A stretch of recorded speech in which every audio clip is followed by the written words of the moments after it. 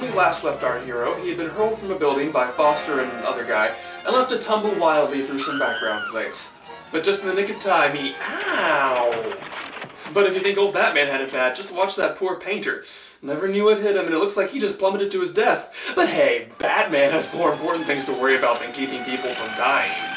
However, the best kinds of storytelling leave you with questions to ponder in the years to come, and unlike the lukewarm cliffhangers of Batman and Robin, this one gets my brain a-tingling. For example, if you look closely on the roof, you can see where the painter's scaffolding is connected. Did Foster not notice this when he was trying to push Batman off the roof? Also, Hayden, the not altogether intelligent zombie who committed suicide, walked off from about the same point. Why didn't he land on the scaffolding? And even if he was a little bit off, wouldn't the painters have noticed a body falling just feet away from them? Or were bodies falling from the sky just a common occurrence in World War II era Gotham? See, this is what makes this serial so great. A lesser mind might think that this was just poorly thought out, but with a little bit of critical thinking, the multiple rich layers make themselves clear. With the cops on their way, Foster and other guy make a break for it. But, proving why no one bothered to give him a name, the other guy is immediately tackled by Robin while attempting to retrieve the radium gun, and is then incapacitated by Batman. And, oh, come on, that is so obviously a stunt, Robin. Why would you even need one in a shot like this? Oh, it's nice to see the cliffhanger had some lasting effect on Batman. He never forgives thugs who make him rip his undies. Batman and Robin take other guy to the Bat's cave to interrogate him. Other guy seems to be particularly afraid of those bats flapping around on strings, so much so that he immediately cracks and tells them everything he knows. Which isn't much. He doesn't even seem to know Foster's real name, but he does know they were planning to take the radium to a rundown hotel called the House of the Open Door, and that Foster has one distinctive characteristic. He had a knife scar on his right wrist. After that, though, it's just more whining. I've told you everything I know. Don't leave me here alone. Don't be afraid of my little friends. They don't bite. That is, unless I tell them to. And now, for the first time, we're really introduced to Alfred. It's you. You're off the beam. Why don't you look at your face before you start bonging? He's timid, has a high-pitched voice, and he talks to clocks. A formidable ally indeed. Now, before anyone cries character assassination, Alfred in the early comics really wasn't that different. It was only later that he was rewritten to be Bruce's surrogate father and confidant. In fact, he was introduced later than Robin and sort of forced his way into their confidences, which might explain why Bruce and Dick treat him the way they do. The curse of the Tottenhams! Like crap. Yes, poor Alfred's role is to be abused, ridiculed, and put in harm's way by the dynamic duo at every possible turn. And if you don't believe me, just see how fast Bruce orders him around after nearly blowing his face off. Well, get the car. We have a delivery to make. Yes, sir. Jeez, at least let the poor guy change his pants first. But on a brighter note, some of you might be thinking, wow, this Alfred looks much more like the one from the comics than any other live-action Alfred I've ever seen. That's not entirely untrue, but a more accurate statement would be, wow, Alfred from the comics sure looks like this guy. And that's because, like the Batcave and the grandfather clock entrance to it we just saw, the comics modeled Alfred's appearance after actor William Austin from this serial. So say what you will about this wispy performance, but the man has certainly had an indelible effect on the Batman mythos, and has been immortalized in the process. So, other guy is dropped off at the police headquarters and picked up by Chief O'Hara over here, and we see Batman spared no ink, bat-stamping both other guy's forehead and the note that came with him. Meanwhile, while Daka got the radium he wanted, thanks to Brennan driving away with it in the last chapter, he no longer has the gun to weaponize it, which is a bit of a problem unless he just wants to throw radium at his enemies and wait until they die of cancer. Realizing that Linda is Martin Warren's niece and an employee there, Daka assumes she might know of the gun's whereabouts, so he sends Foster to call her up and arrange a meeting at the Blue Parrot by pretending to be her uncle.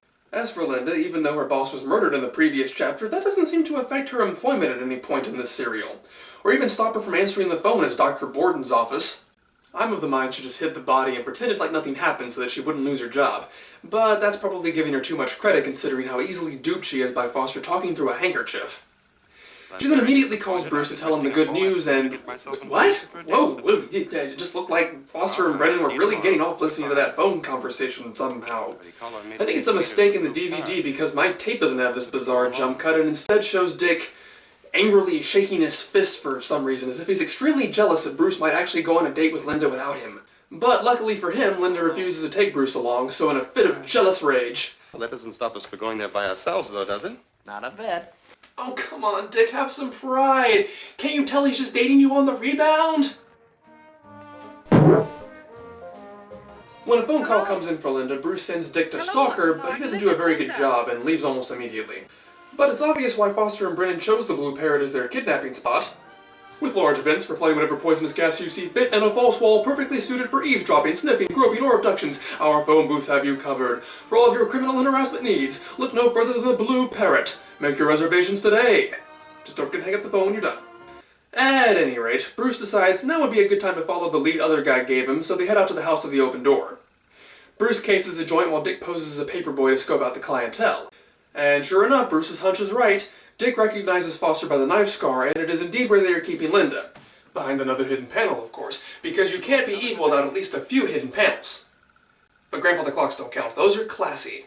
Batman and Robin break into the room, but the fight is interrupted when they knock over the acid bottles that are poorly stored on top of the shelf for some unexplained reason. The bad guys flee, and Batman and Robin take Linda out through the window and engage in some tightrope walking. But Foster sets the power line on fire, and we're looking at the Flying Graysons all over again. Chapter 3! Mom, Dad, I won't lose you again. So, Robin saves the day. Get used to that. And our heroes get away with Linda in tow. Well, Dacker will be pleased when you report that to him. I did my best. Anyway, I'm not afraid of him or any other squint eye. As you can see, Foster's loyalty is already starting to dwindle. And as an aside, that line was previously censored to hoodlum. Likewise, Doc is getting fed up with Foster failing, but he takes his aggression out by finally getting around to turning Uncle Martin into a zombie. And I gotta say, in its own hokey way, I really love the zombie machine. Bell over the head, some electricity, and instant zombification. And remember, It's the metal headpiece from which a wire leads to the spine. well, for the tech of the industrious Japanese, penetrating the spinal column is as easy as putting on an ugly hat. That, gentlemen, is what happens to the American will to fight. But it's an even busier day than Doc thinks. Brennan shows up with a newspaper article stating a supply train will be arriving that night, just as Foster shows up with a lost and found ad that seems to be referring to their lost radium gun. Doc may be a squint eye, but he's no fool and recognizes the easy-to-spot trap for what it is, and recommends they arrive at the location early. If they recover the gun, they can use that to blow up the bridge the train will be passing over. If not, a bomb will work just as well. Sure enough, Bruce has Alfred made up and presented as bait, but he assures the quivering beanpole he'll be right outside the window to keep him safe. Says the man who nearly blew him up. Meanwhile, Robin's the lookout, but Brennan's also no fool. Fortunately, the joke's on him as he only knocked out the stunt Robin, leaving the genuine article to duke it out with him on the roof. Foster answers the ad and brings in Brett and Stone, the two goons they fought at the end of the last chapter, to search for the radium gun. And even when Foster pulls a gun on Alfred, Batman still just stands there, presumably to see if Alfred will piss himself again. It's not until Robin knocks Brennan through the skylight that Batman finally resigns himself to the fact that he just might have to do something. But poor Alfred has been through so much in the past two chapters that he snaps, and just opens fire on everybody until they leave. Unfortunately for him, Batman and Robin survive, so Alfred's personal hell will continue. But Batman got his hands on Foster's map of the railroad, so Batman and Robin run off to stop them from blowing up the train. There's a fight on the bridge as one by one they all abandon ship. Batman manages to deactivate the bomb, but before Brennan jumps off, he whacks Batman with a wrench. Jeez, he's managed to knock out both members of the dynamic duo in the same chapter, and survive falling headfirst through a skylight. I think Brennan may just be the most awesome character in this serial. Chapter 4! Otherwise known as the chapter where the villains have all the interesting things to do. Once again, Batman shows exactly why he keeps an adolescent by his side, as it's Robin who saves him from the train. We find out that Stone is drowned, and Foster just so doesn't give a crap anymore that he doesn't bother to wait for more than 5 seconds to ascertain that Batman and Robin have died. After all, if Stone died, then no one else could have survived that jump. I mean, so what if all 3 of them did? Nobody else could have possibly, well, imagine that. Meanwhile, in a bit I will call obvious foreshadowing, we learn that Daka keeps live alligators under a trapdoor, and that Zombie Martin is being put to good use, as it takes the best in Imperial Japanese technology to hold a basket of meat. Foster soon arrives, and when Daka once again chews him out, Foster tells him where he can go shove it, and then shoots a zombie for good measure. Now are you going to open that door and let me out? Or would you like a quick visit to your ancestors? But of course you can go. That's the kind of answer that fits the color of your skin. That's a creative bit of racism, and of course, it leads us into our next segment of Yellow Arrow! So obviously with the narrator, it was easy to just re-record all of his lines because you're never going to see him. But what about when it's an actual on-screen character? And that's the kind of answer that made you the hood you are. Seamless. Absolutely seamless. But still, we all have days where we just get so sick of our mundane jobs and crappy bosses that we just want to tell them off and storm out. Good for you, Fox! On second thought, maybe you should just keep punching that time clock after all. Obvious foreshadowing! After this, the mysterious organization known only as Section 50 informs DACA of a new radium shipment, and surprise of surprises, Linda is the one with the papers to pick up the delivery. I guess DACA is still interested in that throw radium give cancer plan because he immediately gets on it.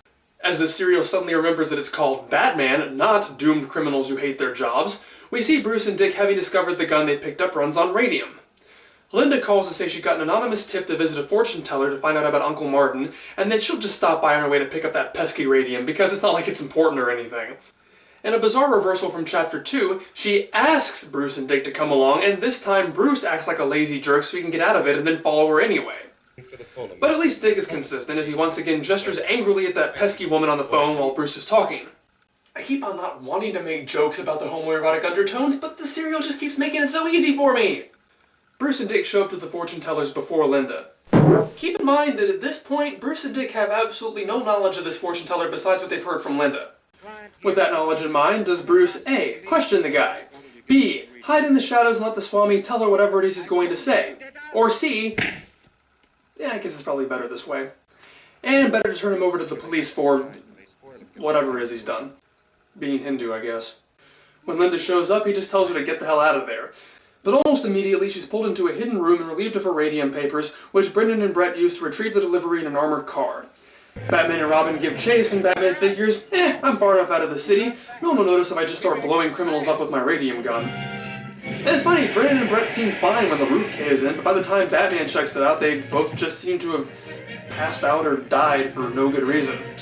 Uh-oh, I'm not supposed to kill people. Better make it look like an accident.